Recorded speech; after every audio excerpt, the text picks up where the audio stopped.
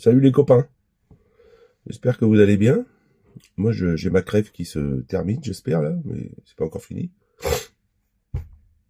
Alors la crève, je sais pas trop parce que j'ai plus de goût, j'ai plus d'odeur, donc je pense que c'est pas la crève, ça doit être le Covid ou un truc comme ça, un Covid,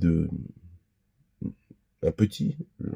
J'ai dû choper ça dans l'autobus qui revenait de quand on est revenu de Penza. Bon, c'est peut-être ça, je sais pas. Enfin en tout cas ça va un peu mieux, je tousse beaucoup moins et j'ai moins le nez pris. Enfin moi bref. Bon, j'espère que vous allez bien. Je vois qu'en France, c'est de pire en pire. Euh,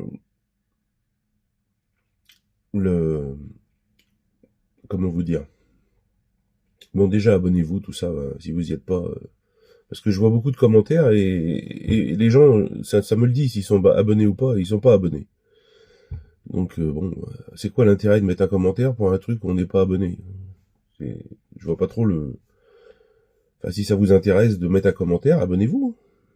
Voilà, ça vous verrez la suite. Vous verrez s'il y a une suite à ce que vous dites. Si je fais une vidéo sur ce que vous me demandez, ou je sais pas. Voilà. Il y a toujours l'abonnement payant qui est toujours pour la même chose, pour m'aider à payer le crédit du téléphone que j'ai acheté parce que les vidéos n'étaient pas de très bonne qualité avant, c'est mieux maintenant. Le son surtout. Et voilà. Les mamans des soldats, je vous en parle plus parce que je reçois plus rien du tout, donc j'ai dit, je leur ai dit que j'arrêtais. Sauf si des gens veulent continuer, mais là il faut me l'écrire, il faut me le dire. Euh, Parce que là, moi, je peux pas y aller avec 10 euros, quoi, c'est pas possible. Et puis, j'avais pas, bon, d'habitude, je donnais une partie de ma retraite, mais moi, je peux plus là non plus, là, c'est, j'ai des travaux à faire, j'ai plein de choses à faire, donc, c'est pas possible. Euh, donc, euh, pourquoi je veux faire cette vidéo aujourd'hui? Parce que j'ai vu beaucoup de choses qui ont été dites suite au lancement du jugement de la meurtrière, de la chose qui a tué la petite Lola. Vous savez, cette petite fille qui a été... alors, dans certaines vidéos, ils prennent des gants, ils disent les âmes sensibles, n'écoutez pas, tout ça. Mais bon, vous n'êtes pas des gamins. Donc, je vais vous dire les choses. La petite Lola qui a été violée.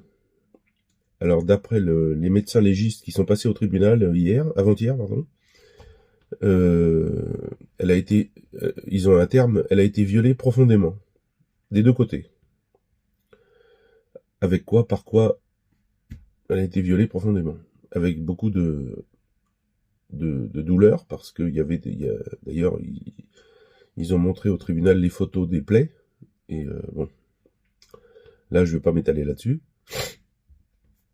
Moi je sais ce que c'est parce que j'en ai déjà vu en vrai, donc mais je vais pas vous traumatiser avec ça. Euh, Ensuite, le juge a dit que en fait la gamine a été frappée. Ensuite, elle a été très lourdement. Ensuite, elle a été son visage a été entouré de scotch. Elle a été mise dans une malle et elle est morte étouffée. Pendant que ça se passait, pendant qu'elle mourait étouffée, la chose qui l'a tuée, le truc qui moi personnellement, enfin personnellement moi le jugement, il durerait 5 minutes.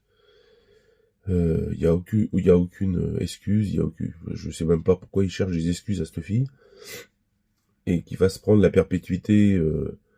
Alors c'est un grand mot, parce que la perpétuité, au bout de 25 ans, elle peut sortir, si elle est sage, donc c'est de la merde. Euh, En fait, pendant que la petite étouffait, elle a bu un café et elle a écouté de la musique, très calmement. Ça a de l'importance pour ce que je vais vous dire après.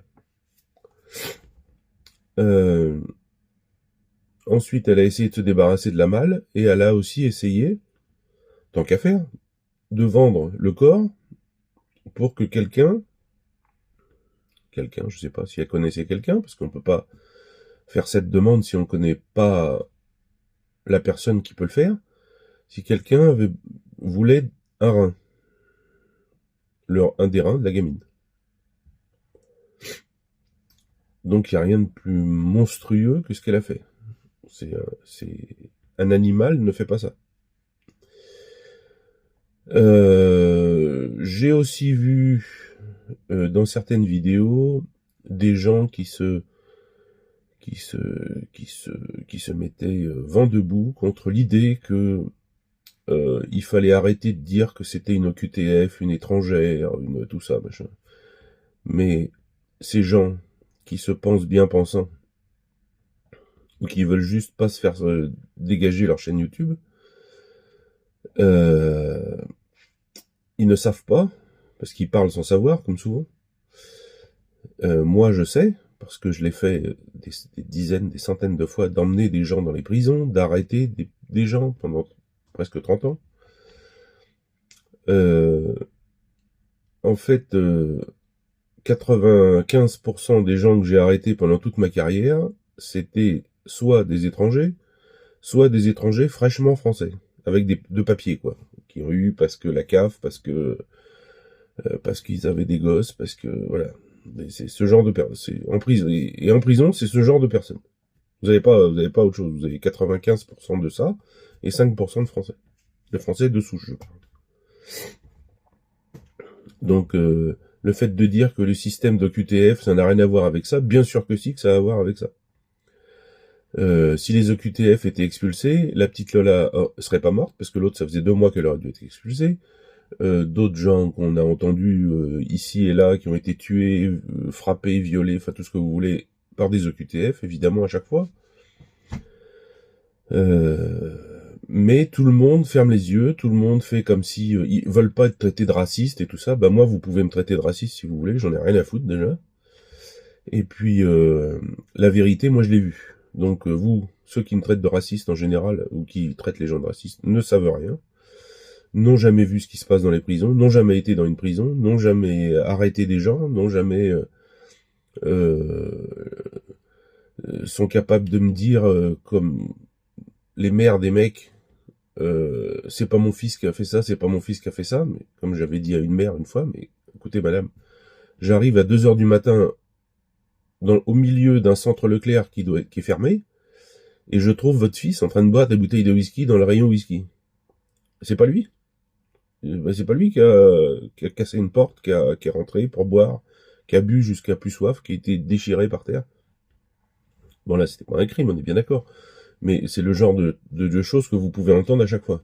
C'est pas mon fils, c'est pas possible, c'est pas mon fils. Ben si, c'est ton fils, ma chérie. Bon bref. Donc ce qui a été... Alors pourquoi je vous ai dit de retenir tout à l'heure ce que je vous ai dit?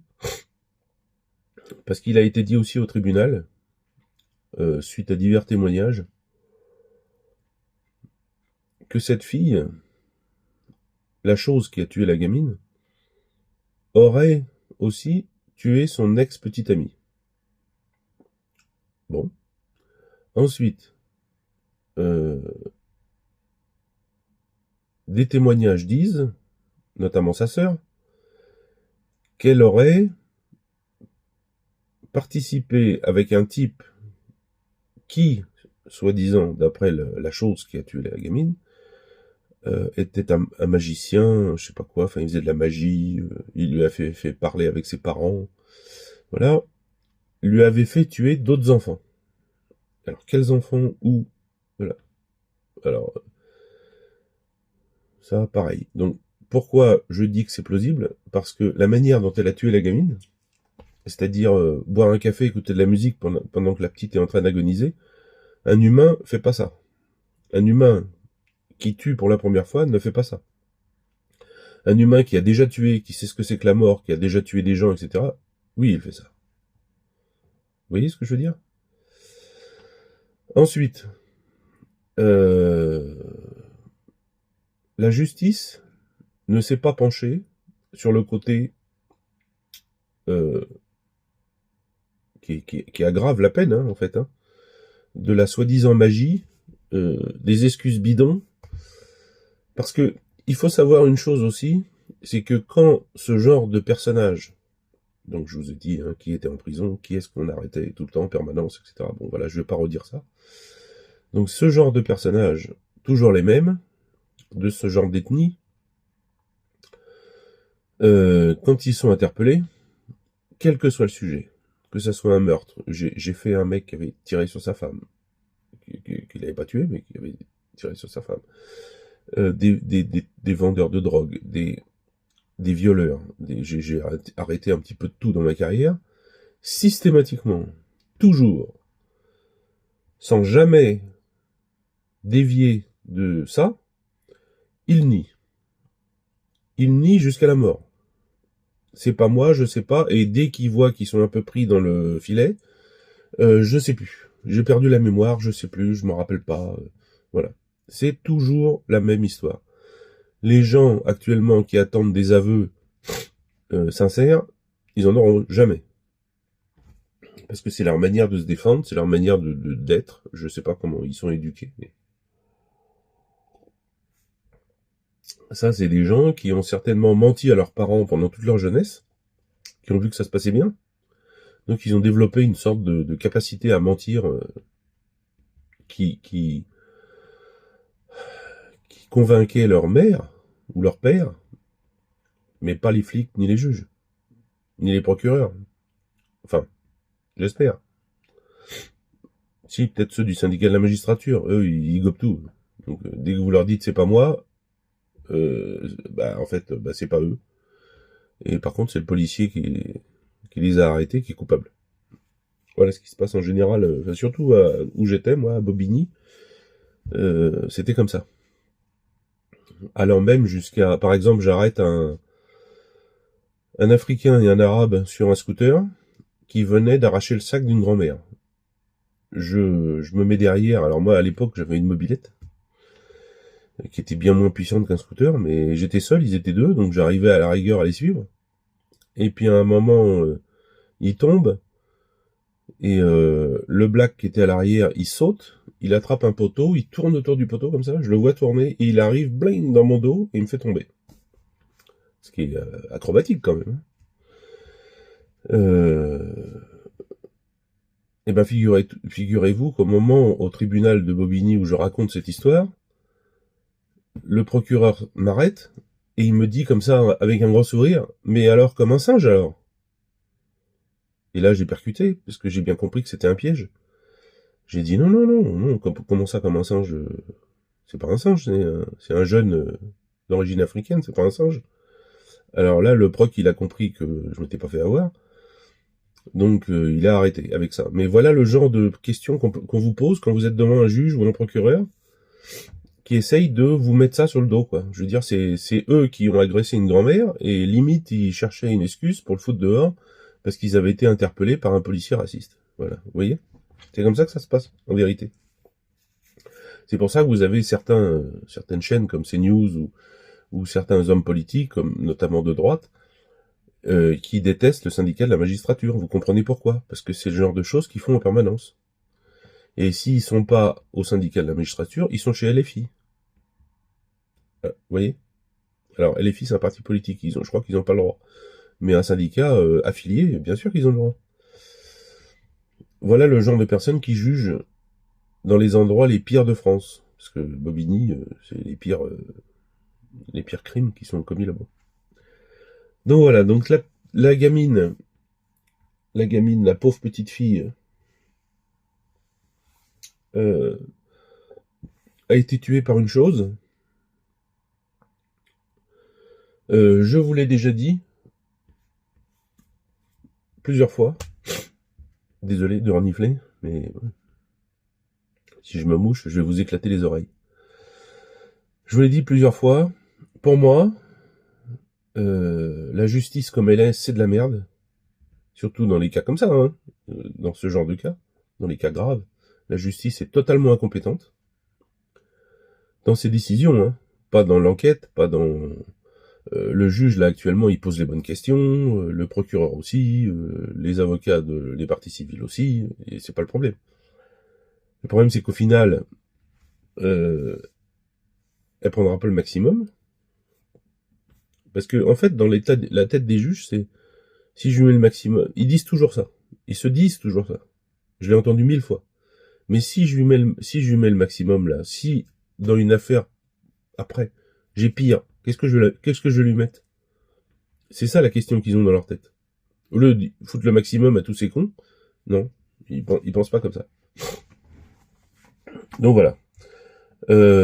Donc la solution, ma solution, ça serait de supprimer officiellement au tribunal, on interdit aux gens de se présenter aux élections, ces choses comme ça, de supprimer le statut d'humain à ces gens, à ces choses. Les violeurs, les tueurs en série, les assassins, les gens qui tuent des personnes âgées, des enfants, ou des femmes, enfin des hommes aussi, vous me direz, il n'y a pas de raison, pourquoi on aurait plus d'excuses à tuer un homme que tuer une femme, non? Tous les gens qui ôtent la vie à un autre humain, alors sauf si c'est accidentel, sauf certains cas comme par exemple si le mec, sa femme le trompe, il arrive, il les trouve dans le lit tous les deux, puis il sort le fusil, il les tue, bon, déjà c'est pas prémédité, et puis bon, il y a quand même des raisons, quoi. Mais tous ceux qui font ça sans raison, parce qu'ils sont mauvais en fait,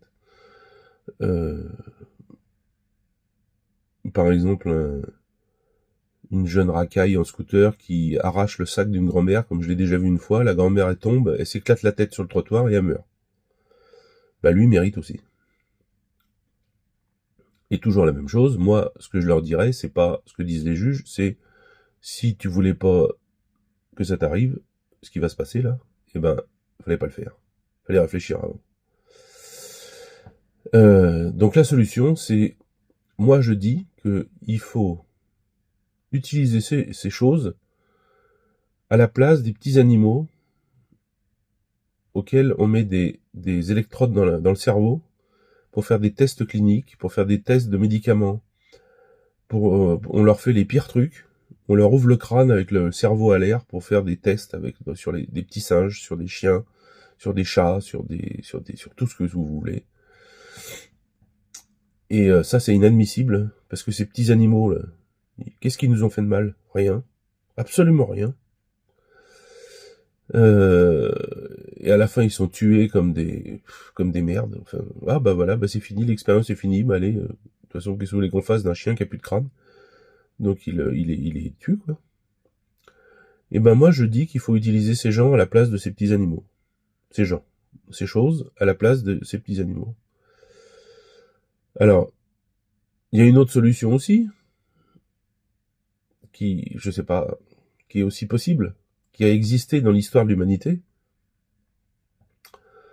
Le juge donne à la famille le criminel pendant 24 heures.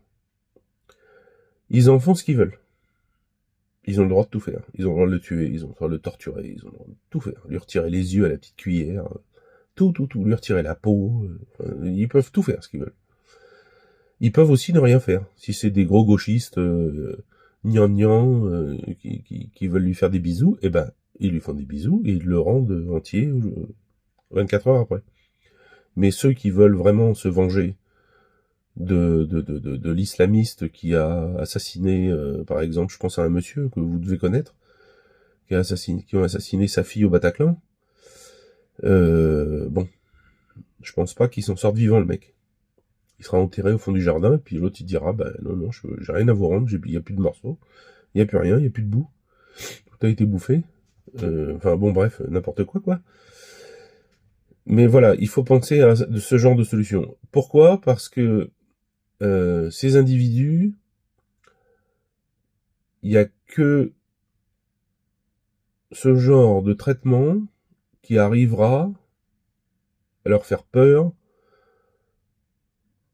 et à avoir une petite étincelle au moment de faire leur saloperie en disant merde, si je fais ça et que je me fais choper, là c'est pas la prison 1 an, 2 ans, c'est que je vais me faire exploser les yeux, on va me donner à la famille, ils vont me couper les bras, les jambes, enfin bon bref. Ils vont me couper à la tronçonneuse, enfin bon voilà, c'est ça qu'il faut savoir. Parce que ce que je viens de vous dire, ça existait à l'époque où la prison faisait peur, et les mecs, ils voulaient pas aller en prison, quoi. Mais ils se sont rendus compte au fur et à mesure du temps que quand ils allaient en prison, c'était le Club Med. C'était cool, c'était les copains, c'était euh, tous ces petits. Alors, je vais dire un truc, mais c'est pas péjoratif, mais tous ces petits musulmans, parce que la réalité des choses, il faut que vous le sachiez, c'est que toutes ces racailles, toutes ces saloperies tous ceux qui font des saloperies, ils sont pas musulmans en fait. Mais alors pas du tout. Ils sont musulmans au moment où ils sont interpellés. Avant, ils le sont pas. Après, ils le seront pas. Mais au moment où ils sont interpellés, tout de suite, ils sont musulmans parce qu'ils pensent que ça leur donne des avantages. Ça leur donne l'avantage que si jamais c'est un procureur ou un juge un peu gnangnan, il va dire ah bah oui, mais si je le condamne, peut-être je vais avoir des problèmes avec la famille, taratati, taratata. Parce que les musulmans, ils sont un peu plus sérieux, sévères que les catholiques. Bon, voilà le genre de truc. Parce que dès qu'ils sont en garde à vue et que personne ne les regarde, si vous leur filez un sandwich au jambon, ils le bouffent. Hein. Et puis, ils prient rien du tout quand ils sont en cellule. Hein. C'est très rare. Donc, c'est juste une excuse. Et, euh, et moi qui vis en Russie, des musulmans, j'en connais beaucoup. Et c'est des gens extraordinaires. Autant que les orthodoxes. Gentils pareil. Gentils pareil, agréables, sympathiques. Personne ne vous casse les couilles avec sa religion. Chacun, d'abord, c'est la Russie, le patriotisme, et ensuite, ils ont leur religion qu'ils font chez eux. Personne va dans la rue, personne. Il y a les mosquées, il y a les églises orthodoxes, il y a tout ça. Les gens y vont, c'est plein. Les deux sont pleins. Ce que je fais visiter quand les gens viennent ici à Kazan, enfin je suis pas à Kazan, mais quand ils viennent à Kazan, c'est la grande mosquée où les musulmans, par respect pour les autres religions, vous comprenez, n'obligent pas les gens à retirer leur godasse à l'entrée de la mosquée, mais pour eux, ils ont fait une zone au rez-de-chaussée là où vous avez une sorte de musée, et puis de chaque côté des escaliers qui mènent à des balcons où bien évidemment les gens font silence. Il n'est pas question de crier ou de faire quoi que ce soit, mais vous pouvez y aller. Vous faites des photos, vous regardez ce qui se passe. Quand c'est les heures de la prière, ils ferment les portes. On peut pas monter, mais en général, presque toute la journée, on peut y monter. Vous avez à ce rez-de-chaussée, vous avez une grande boîte en verre dans laquelle est un moufti qui dit la prière à un micro. Et c'est fait à cet endroit pour que les gens qui ne sont pas musulmans voient comment ça se passe. Vous voyez, voient, c'est intéressant, c'est du respect. Les orthodoxes respectent les musulmans respectent les orthodoxes, voilà, et on vit tous en paix sous la bannière de patriotisme et du drapeau russe. Voilà, c'est comme ça que c'est ici. Donc les histoires en France là de chimisilmons, non, c'est de la merde ça. Il y en a aucun qui est musulman. D'ailleurs, quand vous les ramenez par l'oreille chez leurs parents, parce que je pouvais faire ça moi à l'époque, maintenant on peut plus le faire, parce que là ça serait une catastrophe. Là, on a touché à son oreille, alors qu'avant c'était l'oreille, mais comme quand moi j'étais gosse à l'école, hein, on vous arrachait à moitié l'oreille, hein, ou par la joue. Là, ça fait mal ça. Et j'emmenais le gamin chez ses parents. Et quand il rentrait, il n'y avait pas d'histoire de musulman ou de quoi que ce soit, il prenait une branlée. J'avais des collègues qui voulaient arrêter le père, mais moi je les arrêtais, je dis non, tu laisses, c'est le père, il fait ce qu'il veut, c'est son problème, c'est son fils, c'est à lui de l'éduquer, c'est pas à nous. Et ça se passait très bien, et il nous faisait rentrer, après le père, on allait dans la cuisine, on buvait un thé, enfin c'était vraiment comme ça devrait être, quoi, en fait. Mais ça n'existe plus, ça. Puisque les pères de mon époque, c'est aujourd'hui les racailles que j'avais à l'époque, donc c'est de la merde, quoi. Bon voilà. Donc cette petite Lola là, voilà ce que je peux vous dire que j'ai appris donc que la meurtrière aurait, j'ai je vais dire à 95% que je suis certain qu'elle a déjà tué avant, parce que ce qu'elle a fait, on ne peut pas le faire si on est sain d'esprit, parce que soi-disant les médecins ont dit qu'elle était saine d'esprit. Quand on est sain d'esprit, on peut pas faire ça. C'est soit on a un grain, soit on l'a déjà fait.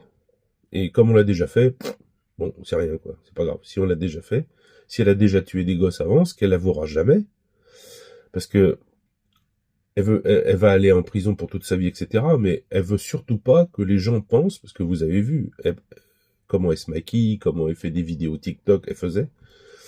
Euh, Elle pense être une personne très intéressante pour les autres. Donc, de faire d'écrouler tout ça, toute sa vie, en montrant qu'en fait, elle a déjà tué des gosses avant, non. Là, elle fait passer ça pour un accident, presque. C'est un accident que la gamine avait le visage entouré de scotch, qu'elle est morte étouffée dans une malle. Enfin bon, tout ça, c'est un accident, bien sûr. Enfin bon, c'est que du mensonge, tout est faux. J'espère que les juges et le proc sont et les gens qui sont avec le juge sont conscients de ça. J'espère, parce que c'est pas que je veux mettre en cause leur professionnalisme, mais j'ai tellement vu dans des tribunaux des juges juger des mecs où tout le monde était sûr qu'ils avaient fait des saloperies et les juger à rien, presque rien du tout. Pourquoi? Je sais pas.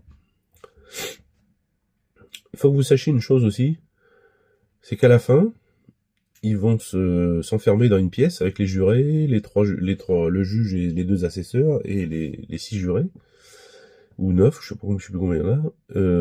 Ils vont s'enfermer dans une pièce. Et là, tout va dépendre en fait du charisme de chaque juré, comme toujours.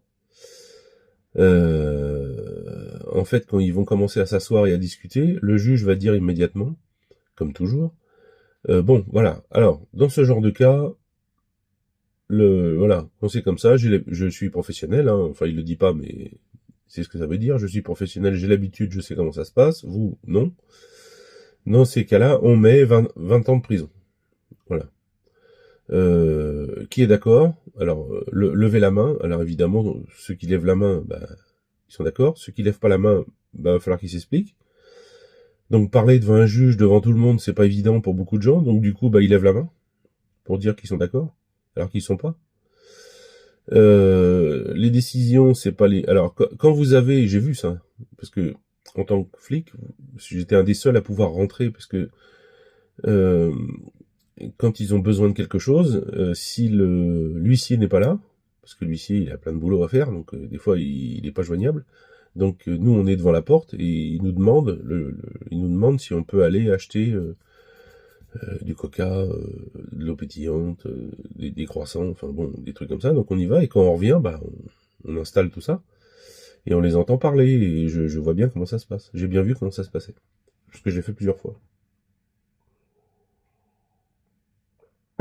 Donc voilà, ça se passe comme ça et dans beaucoup de cas, le juge en fait, si c'est un juge avec du charisme, qui a de la gueule, qui est respecté par beaucoup de monde, etc.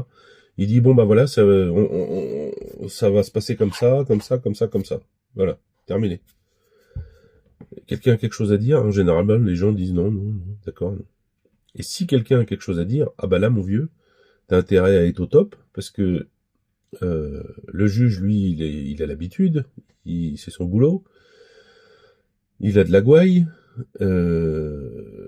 il va te poser des questions auxquelles tu sauras presque pas répondre, donc au final, euh, tu vas te retrouver mis contre un mur, et tu vas pas savoir quoi répondre, enfin tu vas te sentir con quoi. Donc pour éviter ce genre de situation, les gens disent, tout le monde dit oui au juge quoi, tout le monde est d'accord avec lui. Donc en fait, les jurés servent à rien.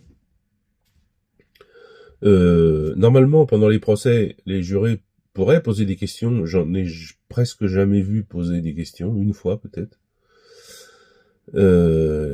Et quand le juré a posé sa question, j'ai vu la tête du juge, ça lui plaisait pas beaucoup. Voilà. Donc la justice française, merci beaucoup. Moi, j'ai aucune confiance. Ils sont manipulés par des castes. vous avez des gens qui connaissent le procureur général qui lui disent « Allô, voilà, j'ai ça, est-ce que tu pourrais faire quelque chose pour ça ?»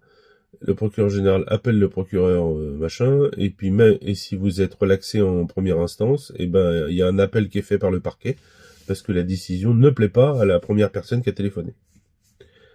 Voilà comment ça se passe. C'est pas spécialement le parquet qui est pas d'accord, c'est la première personne, qui est une personne des fois importante, qui téléphone et qui dit non, non, je suis pas d'accord, moi il faut faire appel, et c'est lui qui décide. C'est pas le parquet. Il décide, oui, il pourrait dire non, mais s'ils font partie de la même caste, ou s'ils font partie de... Enfin, vous voyez ce que je veux dire, bah ça se fait quand même. Voilà. Et vous êtes condamné, j'ai vu, condamné en seconde instance, alors que la personne avait été relaxée en première instance, mais complètement relaxée, mais en deuxième instance, vous n'avez pas les témoignages, vous n'avez pas tout ça, parce que ça se fait que sur du document. Vous n'avez pas les mensonges qui ont été dits par l'autre partie, enfin bon, vous n'avez pas tout ça. Et du coup, les juges condamnent la personne à, j'ai vu ça, à 500 € d'amende avec sursis. Donc ça veut dire quoi ça? Ça veut dire que ils vous condamnent avec sursis, 500 € d'amende. Qu'est-ce que c'est que cette histoire? Vous avez fait ou vous n'avez pas fait? Comme j'ai vu une fois un type pour sa fille l'accusait de l'avoir violé tous les samedis pendant 20 ans. Un petit bonhomme, chauffeur de bus à Caen, tout gentil, c'était pas du tout le genre à faire ça. La deuxième fille est venue, qui a été désignée comme par la première comme ma sœur m'a dit qu'elle aussi elle a été violée pendant toute sa vie, tout ça. La fille est venue, elle dit mais n'importe quoi, jamais de la vie, c'est complètement faux. Ma sœur elle est pas bien dans sa tête, je sais pas ce qui lui arrive, mais elle veut se venger de mon père, ou je sais pas, enfin bon. Ce qui fait que le mec, bah il a été on a tous bien compris qu'il avait rien fait. Et parce qu'il n'y a pas que ça, il y avait d'autres histoires, mais je vais pas tout vous raconter le jugement. Et au final, il a été condamné à 19 000 € d'amende, point barre. Mais comme j'ai dit à l'avocat du mec qui était accusé, j'ai dit qu'est-ce que c'est que ce jugement? 19 000 € d'amende, s'il a fait quelque chose, c'est que dalle. S'il a violé sa fille tous les samedis, et 19 000 € d'amende s'il a rien fait, c'est dégueulasse. L'avocat il dit ouais, je suis d'accord avec vous. Il dit c'est pour ça qu'on va faire appel. Alors je sais pas s'il y a eu ce qu'il y a eu lors de l'appel, mais je sais que quelques jours plus tard, j'ai vu le type venir au tribunal chercher un document, et il venait avec sa deuxième fille, là, celle qui avait dit qu'il lui avait jamais rien fait, qu'il la tenait par le bras et tout ça. Enfin bon, je veux dire, s'il avait violé cette fille pendant des années, je pense pas qu'elle le tienne par le bras comme ça. Donc ça m'a conforté dans mon idée que c'était pas lui. Voilà, donc vous voyez, les tribunaux, c'est chaud, c'est beaucoup de mensonges, beaucoup de manipulation de la vérité aussi, du côté des juges aussi, hein, pas que du côté des... Parce que du côté des auteurs, eux, ils font tout pour essayer de s'en sortir, hein, ils mentent en permanence. C'est très rare, mais très très rare que vous voyez un type qui dit, ou une femme qui dit, bah oui, c'est moi, j'ai tout fait. Là, c'est vraiment qu'il a besoin de le dire pour son salut. Mais son salut devant Dieu, pas devant les hommes. Enfin voilà. Donc voilà ce que je pouvais vous dire sur le sujet, de ce que j'en sais, de mon expérience de tout ça. Et je voulais vous en parler parce que je trouvais que c'était important que les gens sachent ce qui se passe derrière. Et non pas... Parce que vous avez les journalistes qui vous donnent des informations, mais ils savent pas la plupart des choses. Ils savent pas que